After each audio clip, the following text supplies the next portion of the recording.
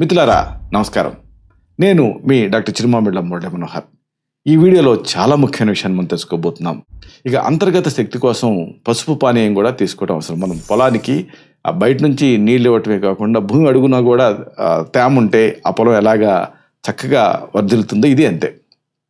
శరీరం బయట నుంచి నూనెతో చికిత్స చేస్తే లోపల నుంచి కూడా ఎముకలకు బలాన్ని ఇచ్చే పానీయం మీకు అవసరం అవుతుంది. లోపలుండే ఇన్ఫ్లమేషన్ తగ్గనంత వరకు కూడా నొప్పులు మళ్ళీ మళ్ళీ వస్తూనే ఉంటాయి. దీనికోసం ఒక అద్భుతమైన సూపర్ డ్రింక్ మీరు సిద్ధం చేసుకోవచ్చు. దీనికి కావాల్సిన పదార్థాలు ఏమిటి?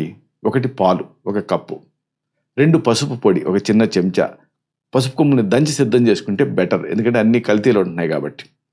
3 మిరియాల పొడి 1 చిటికెడు, అలాగే శొంఠి పొడి 1 అర చెంచా, దాల్చిన చెక్క సిన్నమన్ పౌడర్ ఇది 1/4 చెంచా, తేనె లేదా బెల్లం రుచికి తగినంత సిద్ధం చేసుకోవాలి. ఆవు నెయ్యి 1/2 చెంచా సిద్ధం చేసుకోవాలి. ఇప్పుడు నొప్పి తగ్గించే ఈ పానీయం తయారీ సేవించే విధానం సమయం కూడా తెలుసుకుందాం. ఒక పాత్రలో పాలు పోసి వేడి చేయండి.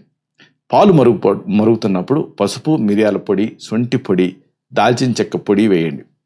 ఈ మిశ్రమాన్ని 2 నుంచి 3 నిమిషాల పాటు చిన్న మంట పైన మరిగించండి. పాలు కొద్దిగా చల్లారిన తర్వాత దాంట్లో తేనె లేదా బెల్లం కలపండి. చివరగా 1/2 చెంచాడు ఆవు నెయ్యి వేసి బాగా కలపండి. ఈ పానీయాన్ని ప్రతిరోజు కూడా రాత్రి పడుకునే ముందు తాగుతూ ఉంటే శరీరానికి విశ్రాంతి దొరుకుతుంది. రాత్రి సమయంలో మన శరీరం తనని తాను మరమ్మతు చేసుకుంటుంది, అంటే రిపేర్ మోడ్లోకి వెళ్తుంది.